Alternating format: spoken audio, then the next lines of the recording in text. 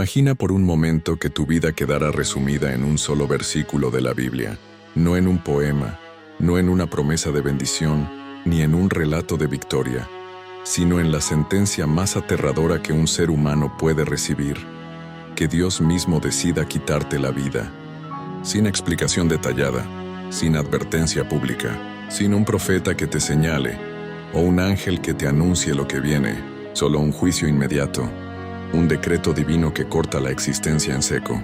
Eso es lo que le ocurrió a un hombre que, aunque pertenecía al pueblo escogido de Dios, fue borrado de la historia con una sola frase. Y lo más impactante de todo es que su nombre no está en un libro apócrifo, ni en una tradición escondida, sino en las páginas de la Escritura, en un capítulo que muchos leen sin detenerse, casi como si fuera un detalle más en medio de genealogías y relatos familiares. Pero allí, en ese pequeño rincón del texto bíblico, se esconde una advertencia que nos hace temblar aún hoy. No fue un rey enemigo de Israel. No fue un filisteo ni un pagano que persiguiera a los profetas. Fue alguien que llevaba en sus venas la sangre de Abraham, de Isaac y de Jacob, un descendiente directo de Judá, el hijo que daría nombre a toda una tribu y que siglos después sería recordado, porque de esa línea nacería el Mesías. Ese hombre tenía un privilegio único, un lugar de honor en la historia de la redención, y sin embargo no aprovechó ese llamado, no lo honró, no lo respetó, no lo vivió con temor de Dios. Todo lo contrario, se convirtió en un ejemplo de lo que significa despreciar la gracia y pisotear la santidad.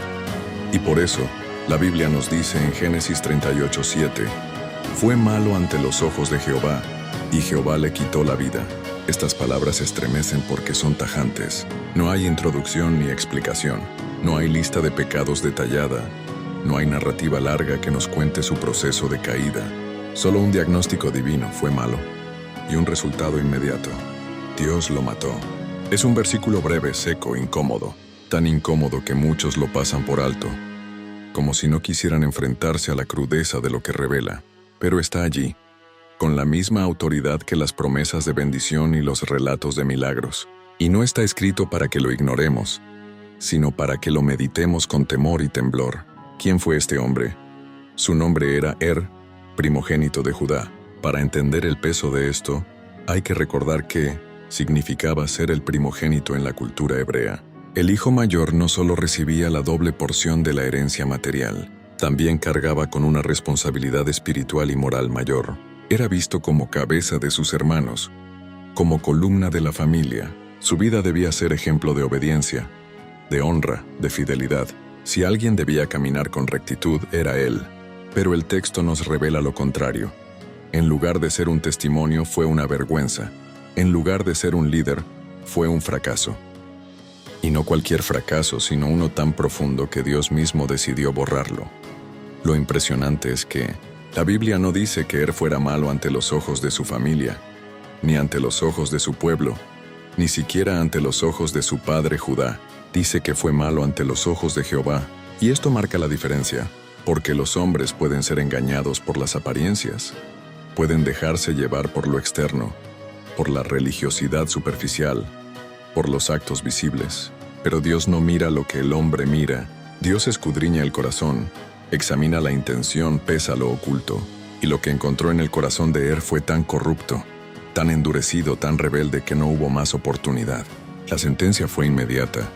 El juicio cayó sin demora, y el silencio que siguió es tan elocuente como el veredicto mismo.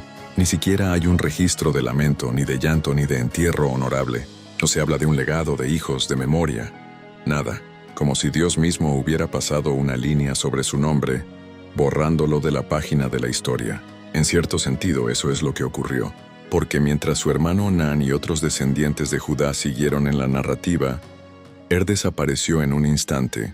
Su historia terminó antes de empezar. Su vida se convirtió en un ejemplo negativo, en una advertencia eterna. Y lo más aterrador es que todo esto se nos presenta en apenas un versículo. Un solo versículo que grita más fuerte que un capítulo entero. Muchos al leer esta sentencia se hacen la misma pregunta. ¿No fue demasiado severo el juicio de Dios sobre ¿No pudo darle una segunda oportunidad, un tiempo más de paciencia, una advertencia más clara? Estas preguntas surgen porque solemos mirar el juicio divino con los ojos de los hombres, pero olvidamos quién es Dios. Olvidamos que su paciencia no significa tolerancia infinita, que su misericordia no anula su santidad, y que cuando Él decide juzgar, no necesita explicar sus razones a nadie. La Biblia es clara. Dios ve lo que nosotros no vemos, y cuando declara que alguien es malo, es porque ha llegado a un punto sin retorno, a un estado en el que la corrupción interior no tiene ya remedio. Lo estremecedor es que la Escritura guarda silencio respecto a los detalles. No dice en qué consistía la maldad de Er. No menciona acciones específicas. No describe pecados visibles. Ese silencio es intencional, porque el mensaje no está en lo externo, sino en lo interno. Er pudo haber sido, a los ojos del pueblo, un hombre normal. Quizás no era un asesino. Quizás no era un idólatra declarado. Quizás ni siquiera era alguien famoso por la maldad. Pero Dios no necesita titulares humanos para emitir juicio. Lo que a los ojos de los demás puede parecer insignificante, a los ojos de Dios puede ser rebelión profunda, y esto debe estremecernos. Porque si bien los hombres juzgan lo que ven, Dios pesa los corazones. Piensa en lo que significaba ser primogénito de Judá. Tenía un llamado espiritual inmenso. Su vida debía reflejar honra, integridad y temor de Dios. Sin embargo, el texto nos dice que fue todo lo contrario. En lugar de ser luz, fue tinieblas. En lugar de ser bendición, se convirtió en vergüenza. En lugar de caminar en obediencia, caminó en maldad. Y lo hizo de tal manera que Dios decidió eliminarlo sin darle más tiempo. Esto nos muestra una verdad incómoda. No todos los pecados son juzgados de inmediato, pero sí todos son vistos por Dios. Algunos reciben advertencia, otros reciben tiempo de arrepentimiento, pero hay casos en los que la medida de maldad llega al límite, y cuando eso ocurre, el juicio cae sin retraso. Eres un recordatorio de que no podemos jugar con la gracia de Dios. No podemos vivir una doble vida pensando que el linaje, la tradición o la apariencia nos darán inmunidad. Ser hijo de Judá no lo salvó. Tener sangre de Abraham no lo protegió. Pertenecer al pueblo escogido no lo libró del juicio. Y esto es lo que marca la diferencia. Dios no se impresiona por la herencia ni por el título.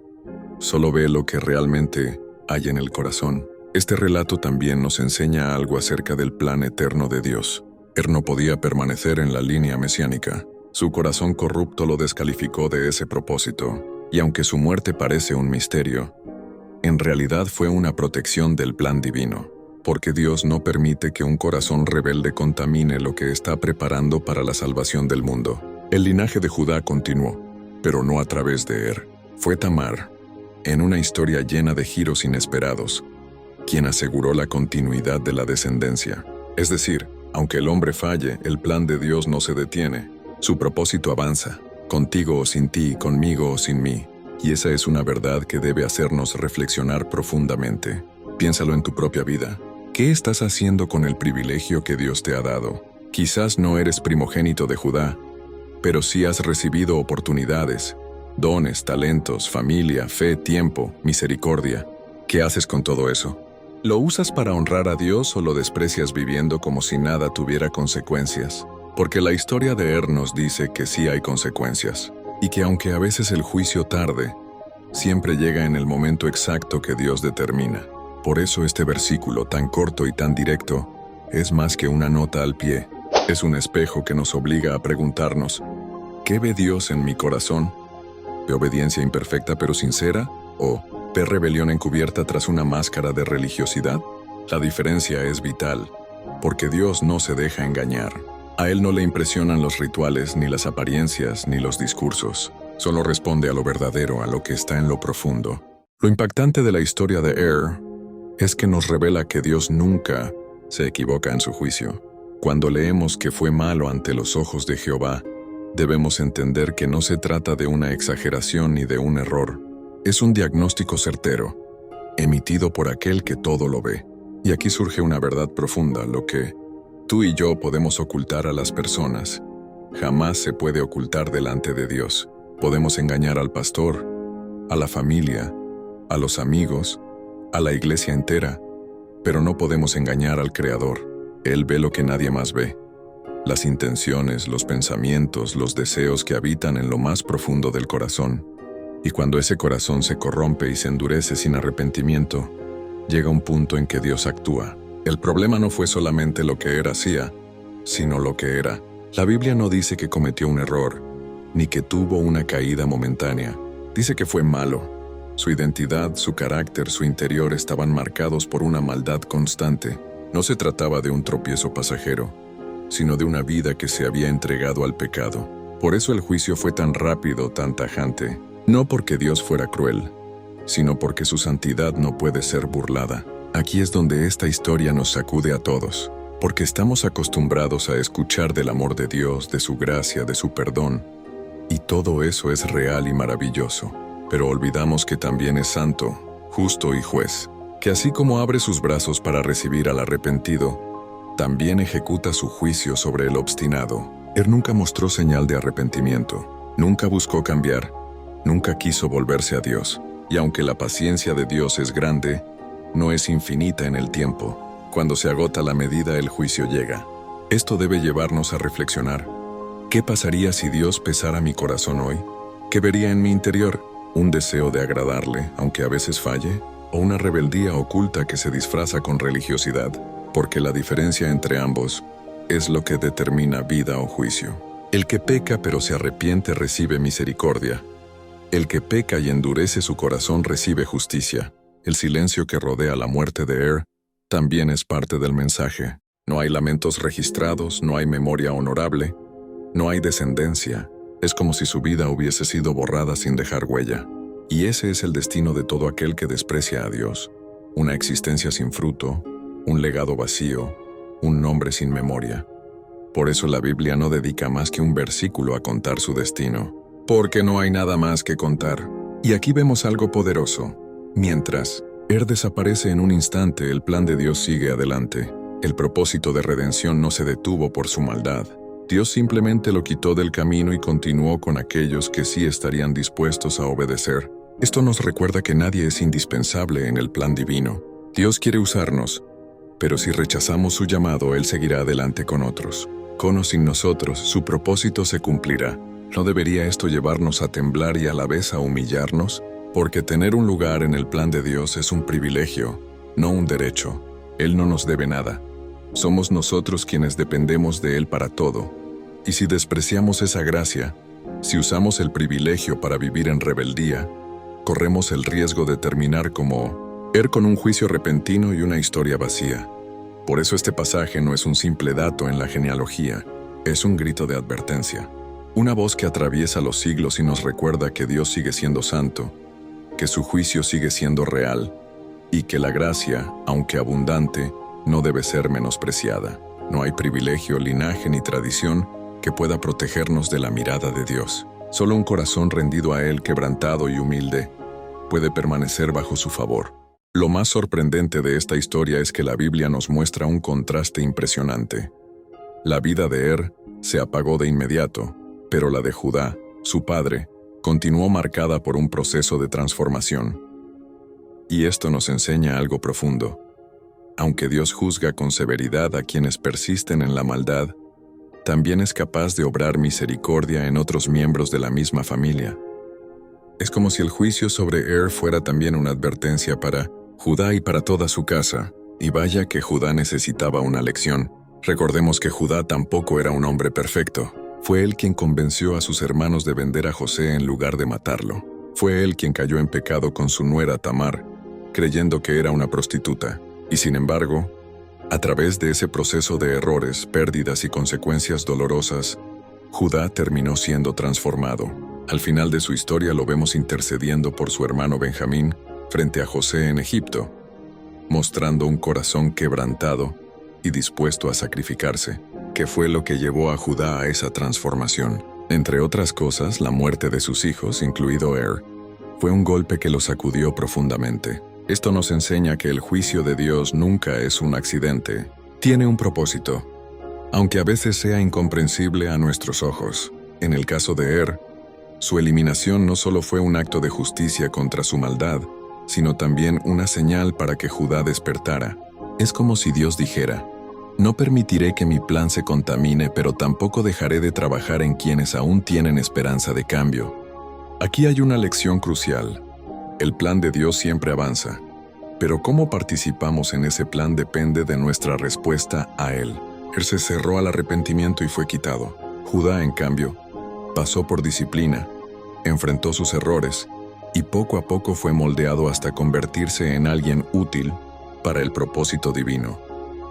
Esto debería hacernos reflexionar. ¿Estoy viviendo como endurecido, insensible, indiferente a Dios? ¿O estoy dispuesto a dejar que sus correcciones me transformen como lo hicieron con Judá?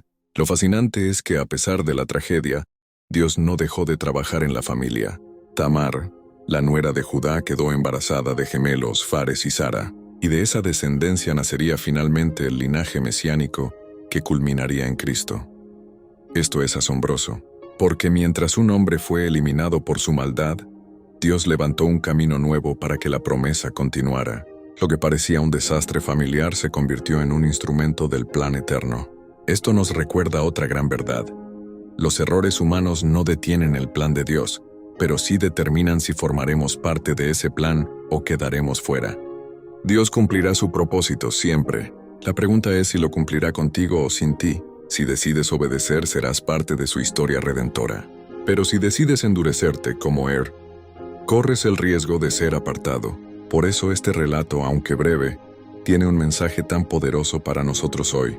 Nos enseña que la gracia no debe tomarse a la ligera. No debemos jugar con el llamado de Dios. No podemos vivir como si la paciencia divina fuera eterna. Hay un límite que no conocemos, y cuando ese límite se alcanza, el juicio llega. Pero también nos muestra la otra cara, la esperanza de transformación. Porque si Dios pudo cambiar a un hombre como Judá, también puede cambiarte a ti. La diferencia está en la respuesta del corazón. Él se cerró y murió sin legado.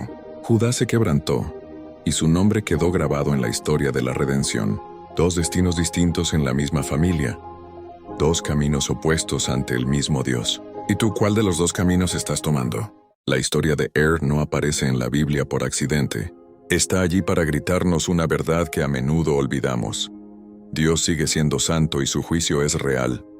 Hoy vivimos en una época donde se habla mucho de la gracia.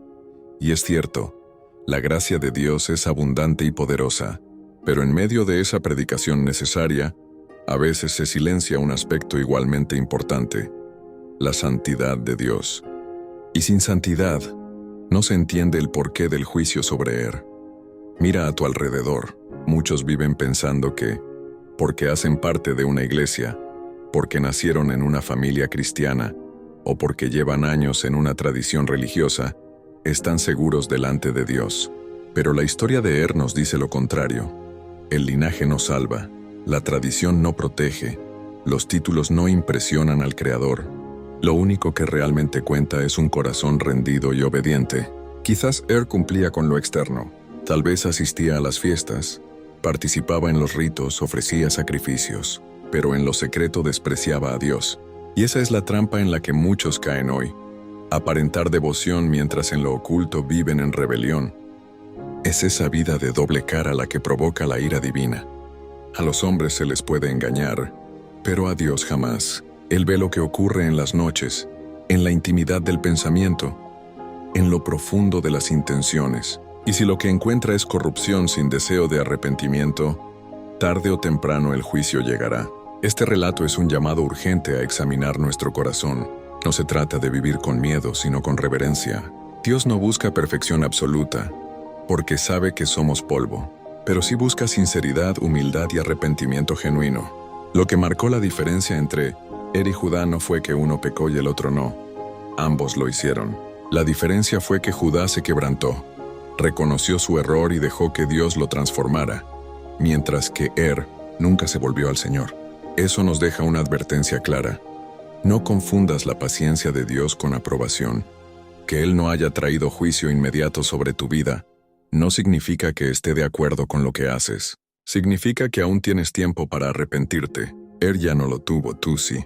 Y esa es la mayor diferencia. Piensa en cuántas oportunidades Dios te ha dado, momentos en los que pudiste haber caído en desgracia, pero la mano de Dios te sostuvo, instantes en los que merecías juicio, pero recibiste misericordia. Eso no es para confiarte, es para rendirte, porque si sigues jugando con la gracia, llegará el día en que esa paciencia se agote.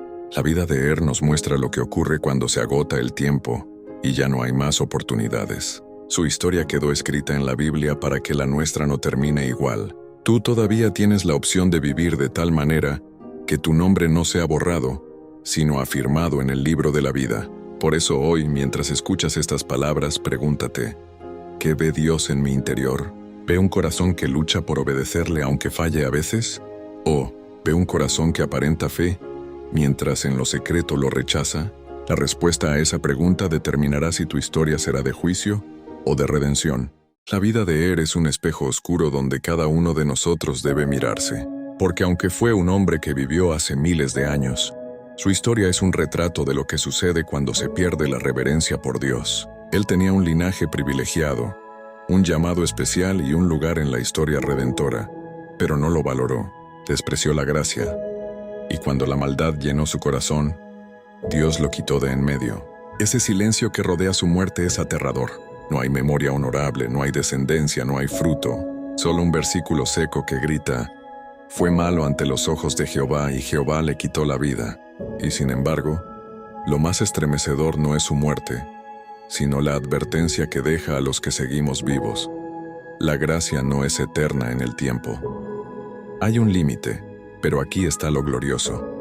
Si estás leyendo o escuchando esto, significa que aún no has llegado a ese límite. Significa que todavía respiras bajo la paciencia de Dios, que aún hay esperanza de cambio, que aún hay tiempo para escribir una historia diferente. Tú no tienes por qué terminar como Er. Tú puedes ser transformado como Judá. El mensaje es claro: no vivas de apariencias. No pienses que porque llevas años en la iglesia, porque naciste en una familia cristiana, o porque tienes un cargo espiritual, ya estás seguro. Er también tenía linaje, tenía un lugar, tenía un título, y aún así fue borrado. La única seguridad real está en una relación viva y genuina con Dios, en un corazón que se rinde cada día, en una vida que reconoce su necesidad de gracia y camina en obediencia.